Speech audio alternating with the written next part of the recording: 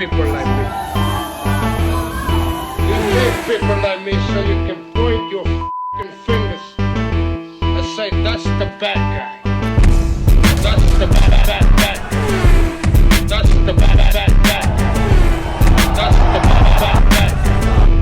That's the bad guy.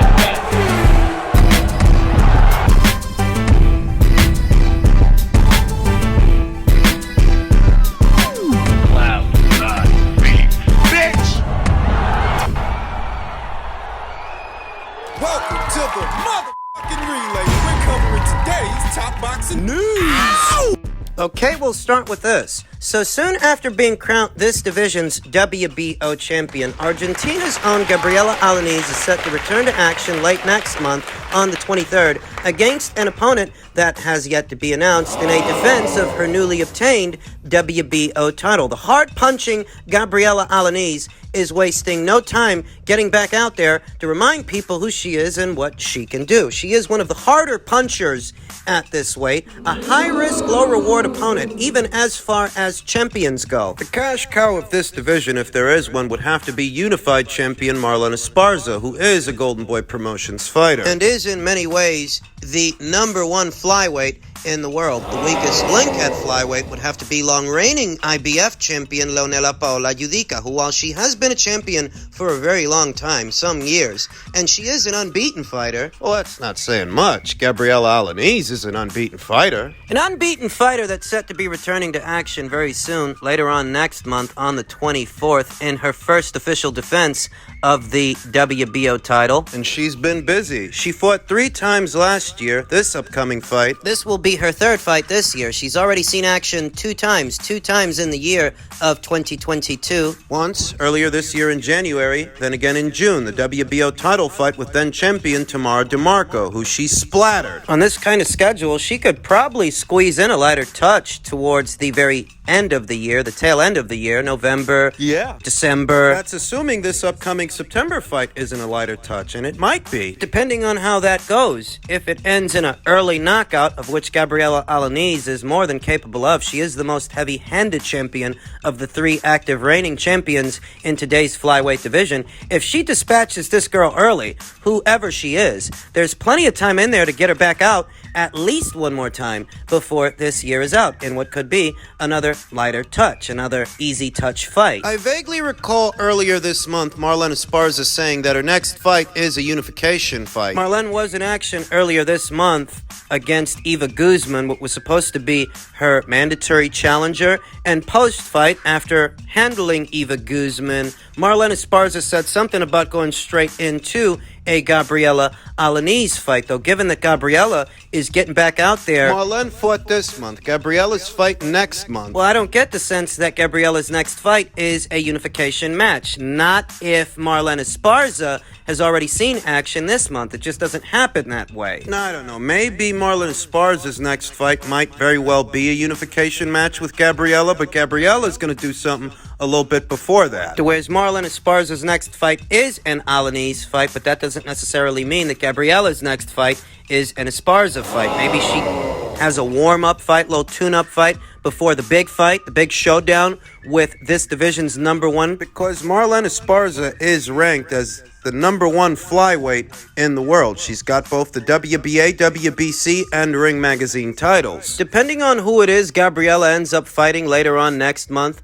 we'll know more about what she's set to do after that. If she's set to fight in a little gimme fight, a lighter touch, well, that does leave the door open for something bigger later on this year or early next year. It all depends. It all depends on who it is Gabriela Alaniz is set to face. That will more or less tell us what we need to know and what might take place later on in the year. For now, keep your eyes peeled for the late September ring return of newly crowned Argentinian WBO champion Gabriela Alaniz and whoever it is she's going to be fighting. In men's light heavyweight news, an update to a story we talked about in my previous upload, the Pascal versus Joshua Buatsi purse bid. Get a whiff of this.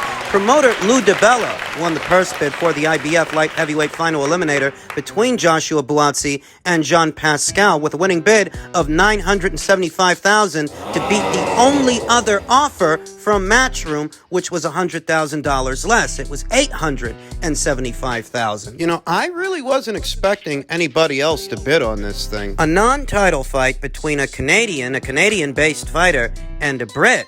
I wasn't expecting Lou Dibella, an American-based promoter that doesn't have a network deal with anybody. I wasn't expecting him to be interested in this thing, but Apparently he was, and he's won the purse bid. We'll get into why in a little bit. boxing scribe Dan Raphael tweeted, "There's a good chance that Joshua Buatsi versus John Pascal winds up on BT Sport in the United Kingdom in a deal between Dibella and Frank Warren. The split of the 975 G's, It's a 60-40 split in Joshua Buatsi's favor. out of the 975,000, Joshua Buatsi gets the lion's share, 585,000. John Pascal gets 390,000. This was a curveball. Why would an American-based promoter that doesn't have a platform deal with any major platform, doesn't have a deal with a Fox, Nope. with a Showtime, Nope. with an ESPN, Nope. or with a DAZN, why would an American-based promoter care enough to bid on this fight, a fight involving a Brit and a Canadian? It's not like this is some kind of hot ticket. It's not like this is the kind of fight to where you hope to get the rights to it because it's going to make you so much money. It's not like this is a Joshua versus Usyk fight or a Canelo versus Golovkin. This is your ho-hum run-of-the-mill light heavyweight contest. So why would Lou Dibella, of all people, an American-based promoter, be so interested to put in a bid for this fight between a Brit and a Canadian? Well, did you notice the part where the fight's supposed to land on BT Sport? BT. That's Frank Warren. Eddie Hearn's longtime rival, Eddie Hearn's competitor, Lou Dibella by himself wanting the rights for this fight. That'd be pretty strange, pretty peculiar. But if Lou Dibella's in bed with Frank Warren, then it all makes sense. Because why the hell would an American-based promoter with no network deal want the rights to this fight? It doesn't make sense that an American-based promoter would want the rights to this fight, but Frank Warren, well, that's another matter. Frank Warren, who by way of his own social media tweeted shortly after the news broke, delighted Lou Dibella has won the rights for Pascal versus Buatsi. We will be working with Lou to stage this great fight in the United Kingdom. Details to follow. P.S. Hope you enjoyed the case of Furiosity, Lou. Wink. Frank Warren, or whoever handles his social media, is giving it away that he's got something going on with Lou Dibella. Which really isn't surprising since Lou has something going on with Bob Arum, Frank Warren's old buddy. In this part of the world, it seems to me that a network, a conglomerate, is forming an anti-Hearn, anti-Matchroom, anti-DAZN conglomerate. It's not surprising. While the people over there at Matchroom are striking big cash deals in UAE and doing major fights for millions upon millions of dollars in Saudi Arabia, these guys have got to let their powers combine so they can fight for the scraps, fight for what is left. They may have very well blindsided Eddie Hearn. I don't get the sense he was expecting this. I don't know if he was privy that Lou Dibella would be bidding on this fight. Perhaps he was in the final hour, perhaps. But it seems to me that these guys have got their heads together so that they can stifle Matchroom and DAZN's progress and one-up Eddie Hearn. That's what this seems to be all about. One of the biggest shows of this year, the Joshua versus Usyk rematch, has already come to pass, and Matchroom still has another major show set to go down in a matter of weeks between Canelo Alvarez and Gennady Golovkin, their trilogy in the United Kingdom. A fight of some domestic value, considerable domestic value. Conor Benn versus Chris Eubank Jr. Between Frank Warren and Bob Arum, they've only been able to put together one big show between them, and that was the Tyson Fury versus Dillian Whyte fight. It's really the only show that size they've put on the whole year, and they're not going to put on any shows quite that size for the rest of the year. And that was a big show in the United Kingdom, though comparatively it was still a much smaller show in terms of dollars, finance, and all that jazz. It was still a considerably smaller show than the Joshua versus Usyk fight. For a perspective, the sum total of Frank Warren's winning purse bid, $41 million. That was the pot. Oh, Alexander Usyk made well over that by himself. he was set to make an estimated $75 million. That's just him. That's not even counting what Anthony Joshua made. So believe me when I tell you, Joshua versus Usyk 2 was a bigger show than Fury versus Dillian Whyte by far. It's not even close.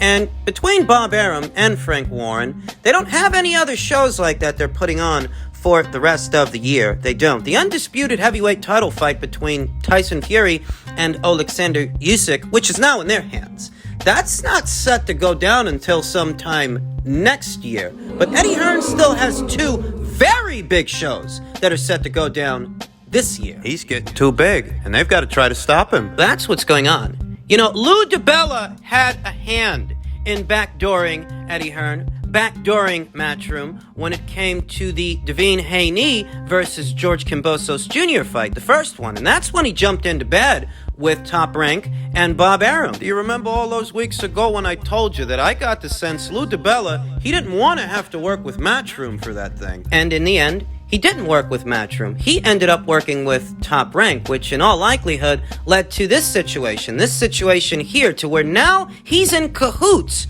with Frank Warren. He's colluding with the people over there at Queensbury. You don't find it suspicious that Lou Dibella bid just $100,000 more than Matchroom? Just $100,000 more in what was a blind bid. In what was a blind bid for a fight between a Canadian and a Brit. It's almost like he knew ahead of time what Eddie Hearn was going to bid. And why was he even bidding for that fight? Neither one of those guys are his fighters. Lou Dibella himself doesn't have a network deal. He doesn't have a Fox or a Showtime or a ESPN bankrolling his fights. No, he doesn't. But Bob Arum does, and he's in bed with Bob Arum, who's in bed with Frank Warren. Are you starting to get the picture? When I heard that Lou Dibella won the purse bid, that was already a red flag, because why would an American promoter want that fight? Lou Dibella doesn't have a network deal, so on what network would he hope to air it? And what amount of money would he hope to make from it? We're talking about a Canadian and a Brit. You're staking close to $1 million of your own money so you can put on a fight between a Canadian and a Brit in America. No, that's not what you're doing. You're colluding with Frank Warren in order to acquire the rights to the fight so that he can put it on his network. You're colluding with Frank so that he can get the rights for the fight so that he can put it on BT Sport. Now, why would he want to do that? He has to compete with Eddie Hearn, Matchroom, and DAZN. He has to compete with Adam Smith, Ben Shalom, Sky, and Boxer. He has to stay in the running. I told you months ago, the UK boxing scene is going to become more competitive over time. Now that Matchroom has parted ways with Sky, the market is that much more competitive, and Frank Warren is trying to keep up, and in order to do that, he poached one of Eddie Hearn's fights, and Lou Dibella helped him. Because Lou Dibella, like Frank Warren, would love to one-up Eddie Hearn. All these different outfits, transatlantically, have a common enemy. In the United Kingdom, Eddie Hearn is Frank's competitor. Here in America, he's Lou Dibella and Bob Arum's competitor. So that's how you can reconcile an American-based promoter that doesn't have a TV deal beating out Matchroom for the rights to this fight involving a Brit and a Canadian. It's not necessarily that Lou wanted the rights to that fight, it's that Frank Warren wanted the rights to that fight. Now, why did Frank use Lou? I don't know. Lou Dibella participating in this purse bid might have seemed a lot more innocuous to Eddie Hearn than Frank Warren participating. So maybe they used Lou Dibella to throw Eddie off. In any event, it's clear they're working together. Frank, Lou, and Bob. And finally, in men's heavyweight news, yet another arm of that story, Frank Warren's pursuit of content for his broadcast partner. Depending on how this breaks down, this could be another arm of that story. Jarrell Miller versus Lucas Browne is agreed and could take place November 13th in Abu Dhabi or November 26th at the O2 Arena on the Daniel Dubois undercard. Miller's promoter, Greg Cohen, has revealed Miller is first set to face Ebenezer Tete in Kazakhstan on October 3rd. November 13th in Abu Dhabi. The light heavyweight contest between Dimitri Bivol and Zerto Ramirez is set to go down in November in Abu Dhabi. Is it possible that Jarrell Miller could be facing Lucas Browne on a Matchroom show, on a Matchroom undercard?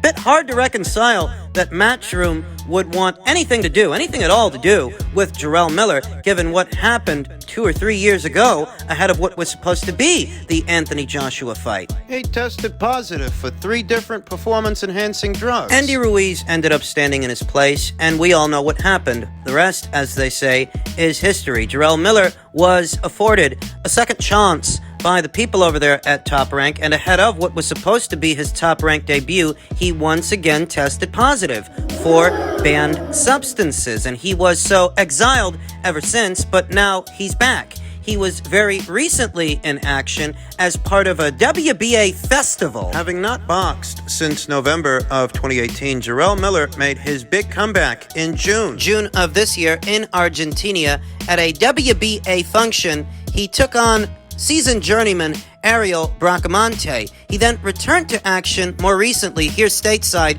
in Nashville. He fought seasoned journeyman Derek Cardenas and stopped him in 4 rounds. Now reportedly he's set to return to action in Kazakhstan early October against Ebenezer Tete, and that's supposed to be a segue into either a potential fight in Abu Dhabi or a potential fight in the United Kingdom on the undercard of Dubois versus White. We know that the people at Matchroom are doing the Bivol versus Ramirez fight over there in Abu Dhabi in the month of November, and that's supposed to be a series of shows heralding a partnership between Matchroom and the people over there at Abu Dhabi, their tourism department. I don't know. Is Matchroom really going to want to work with this guy? Even for an undercard fight. The alternative is the undercard of what's supposed to be Dubois versus White that same month. And he's supposed to be fighting Australia's own Lucas Browne, who was very recently in action against New Zealand's own Junior Fa, who he stopped in a shock upset win. It was a shock upset win for Lucas and a shock upset loss for Junior Fa, who I was convinced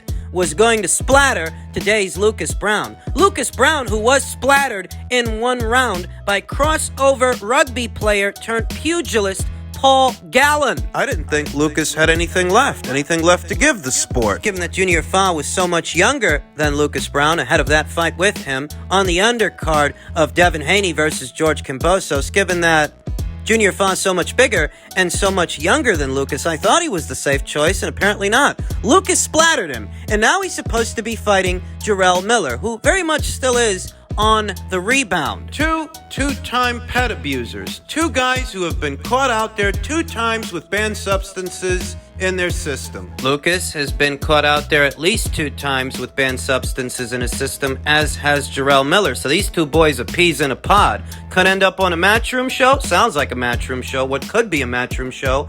Or a Queensbury Promotions show. Given that Queensbury is good buddies with the people over there at Top Rank. Given that Top Rank had a hand in the last show that Lucas Browne fought in, Devin Haney versus George Kambosos fight, that undercard where Lucas participated, you get the sense that maybe this thing ends up landing on the BT Queensbury Promotions side of things. Maybe it will. We'll just have to wait and see.